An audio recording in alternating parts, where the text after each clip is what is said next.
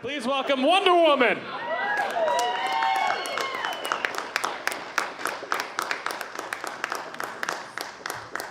Hi. Give it up for all the fat nerds trick-or-treating you've seen tonight. Yeah. I'm so pretty, especially your host, super-sized man. But I'm Diana, and here we all are, with a bunch of barely mediocre dudes calling a powerful woman a cunt. How original. It's like an internet comment section up in here. It's like I'm Hillary Clinton up in here. It's really like the world in general up in here. You see, every superhero has a weakness. You know, Superman has kryptonite. The Green Lantern has the color yellow. Aquaman has land. You guys are familiar with land, right? It's the place where, I don't know, 100% of all of our battles happen. But as for me, it turns out all these years, my only weakness is apparently just being born with a vagina. But it's 2017, and having a vagina is no longer a weakness, it's a strength.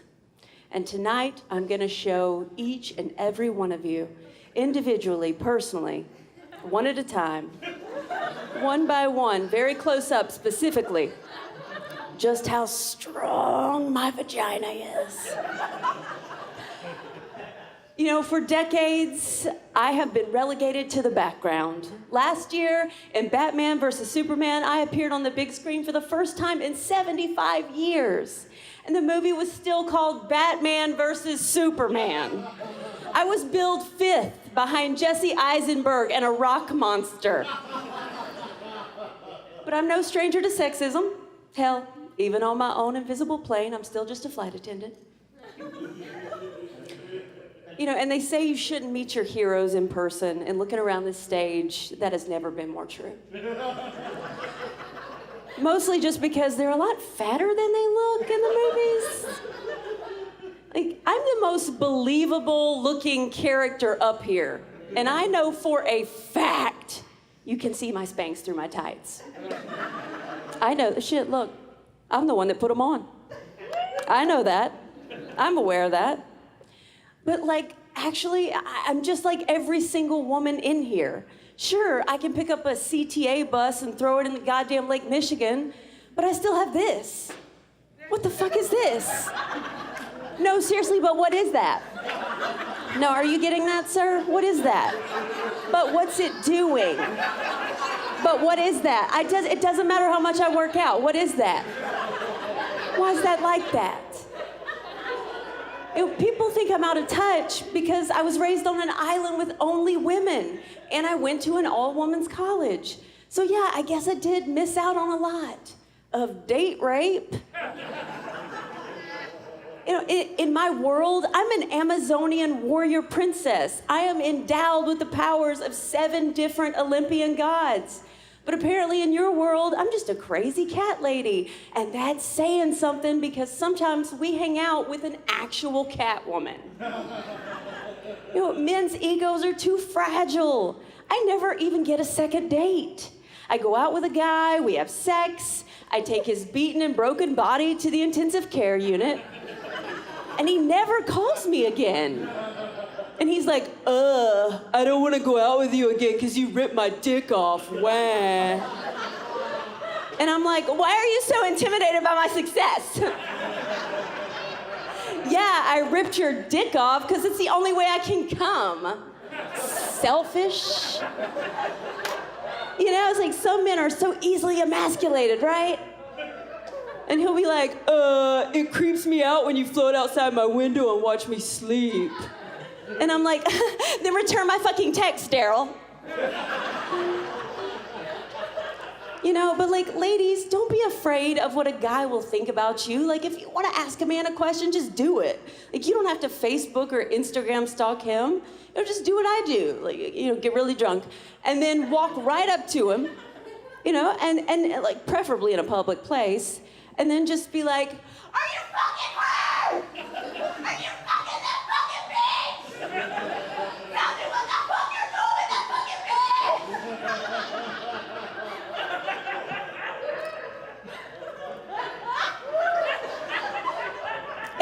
run away. Because lasso, you're right, Batman. Yeah, lasso. You know, and if I don't like his answer, I just pick him up and throw him in the ocean. Let Aquaman fuck him. You know, that is actually the only useful thing that Aquaman has ever done to help me.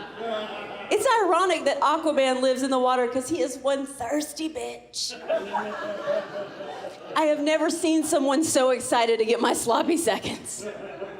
Of course, Aquaman, looking at you tonight, you don't look like you're any stranger to getting seconds.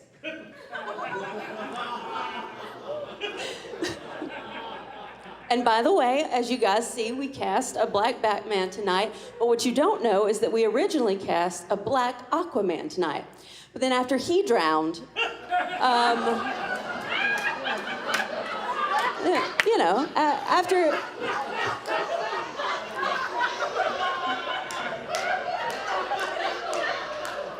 That's when we got Charlie Brown to put us in touch with the Great Pumpkin over here. And we were in business. You know, Harley Quinn is here, you know, and she's right. You know, in Suicide Squad, she really showed the world, you know, that women can be tough too, so long as their entire existence revolves around a man. But you know, when she went from the comic books to the movies, you know, she updated her look from slutty court jester to slutty slut. You know, but Harley, I just don't understand why you're so popular. I mean, you do dress like a weird prostitute, and you do talk like a sexy baby, and you are totally subservient to a man. Oh, I get it. I just heard it. I'm sorry. No, just now. I'm sorry. That was, you know, I wasted your time. I just heard it. I'm so sorry. I get it. I hear it too. And yes, Harley, like, I'm aware that I just said you dress like a slut when I am up here in a literal bathing suit. But this is classy, patriotic slutty. This is give it up for the troops slutty. You know, this is America slutty. Yeah. You know, and Harley, you slept with your own patient, which is frowned upon at best. And yes, I am very aware that I am a nurse who also fucked my patient. But he was a soldier. That is classy, patriotic fucking your patient. You know, that's give it up for the troops fucking your patient. That's America fucking your patient. And Harley, you abandoned your entire life for a man. I mean, yes, I am aware that I completely left my homeland for the first guy I ever met. And actually, you know what, girl? We actually have a lot in common. I'm so sorry. You know, you want to go to a Chili's after this to grab a Rita? I think, I'm so sorry. I take all that back. Again, I wasted your time. I apologize. That was girl-on-girl crime. We should get to know each other a little bit more. But I can't get behind the Joker guy. I don't get it. I mean, when I heard there was going to be a fat Joker here, I thought it meant I was going to meet Ralphie May, and I am so disappointed. And you know, but I guess give it up for the bloated corpse of Heath Ledger. I guess, you know. I mean, actually, but why do you have Ronald McDonald's head on Grimace's body? Maybe next time try a Cesar Romero salad. But Joker, you cannot hide your awkward fatness in that ill-fitting suit. You look like a bowling pin cosplaying as an eggplant. It doesn't work for me. He's not even that interesting. I have queefed out more interesting baddies than you. My first menstrual cycle is the origin story of the Red Tornado. You know, and the Flash, God, Flash, you definitely have your finger on the pulse of what ladies like. A guy that's fast. That's what we want. You know, and it's like, so what? Great, wonderful, you can run fast. So what? So can the guy playing Batman tonight. Who cares? Yeah, I mean, you know, and like Green Arrow, so you're a billionaire who's good at shooting people. Great, so is Dick Cheney. You don't see us calling him up to the Justice League. And Aquaman, what have you been eating? Repeat after me. Fish are friends, not food. Well, people think it's cool that he lives at the bottom of the ocean, but he's just simply too fat to float. And I guess now we know why he swims everywhere. You can't fly in your third trimester. And now, they're gonna do a movie where Batman is the head of the Justice League. How is that even possible? He's a human who can't fly. He has no powers. His list of weaknesses is everything. You can't have a human as the head of the Justice League. He can actually get old and die. We'd have to replace him. Do you know how expensive it would be to find and train a new Batman? Every 4 weeks, like a hamster? Like a hamster! But Batman and I are actually very close. He recently told me he'd want me to be a pallbearer at his funeral, which is appropriate because I've been carrying him his whole fucking career. One time, Batman and I had to go and fight crime on an island that was up in the clouds. So I had to fly Batman on my literal back like a magic fucking carpet to get us up there. Because his grappling hook wasn't long enough. I'm gonna repeat that. Because his grappling hook wasn't long enough. I shouldn't have to fly anyone on my back who names himself after an animal that can fly. All this time I thought maybe you were just like, maybe you'd at least be like a cool mutated bat or like a sexy Dracula. But you're not, you're just a dude who's scared of bats. If I were the head of the Justice League, the first thing I'd do is change his name from Batman to Man. Or Human, or Man, or Man Person, or just useless ball bag. But it's like that beautiful Footprints poem written by our Lord and Savior, Jesus Christ. It goes like this: my precious Batman, when I saw that there were no footprints in the sand, it was then that Wonder Woman carried you, 'cause you're dead fucking weight. That movie shouldn't have been Batman versus Superman. It should have been Superman versus Wonder Woman. Two noble and superior heroes, equally and respectfully matched in every way. And then, if it came down to it, I would leave Superman in the fucking dust. And you know why?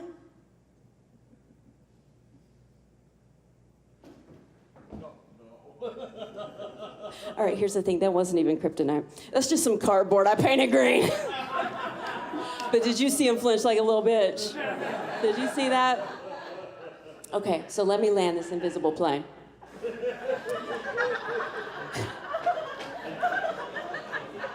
Look, I wrote like this place was gonna be full. I wrote the epic fucking set to end all epic. I thought 300 people were gonna hear this shit, and I wanted it to be worth it. So I got this last thing I'm gonna tell you, and I guess just tell a friend.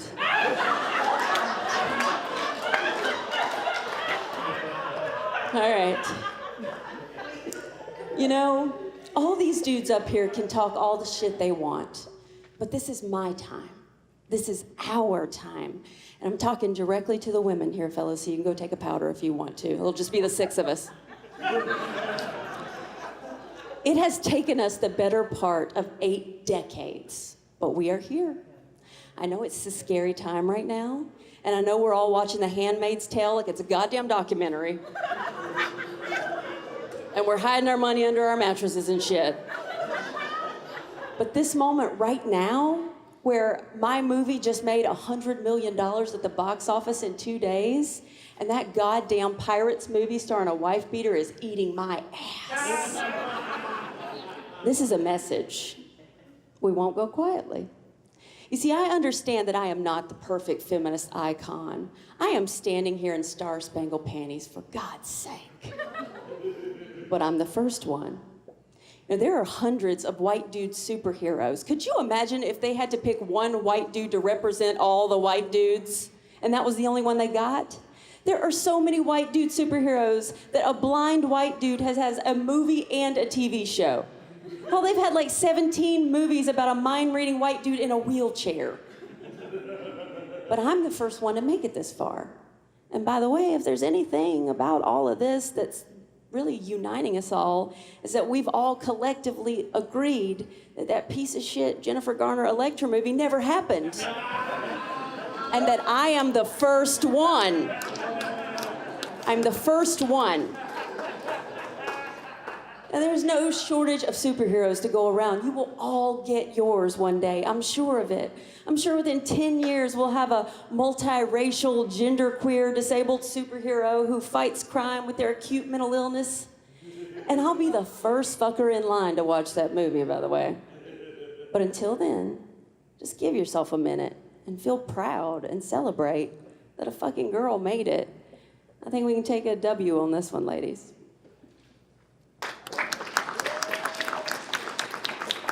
Keep it going for Wonder Woman.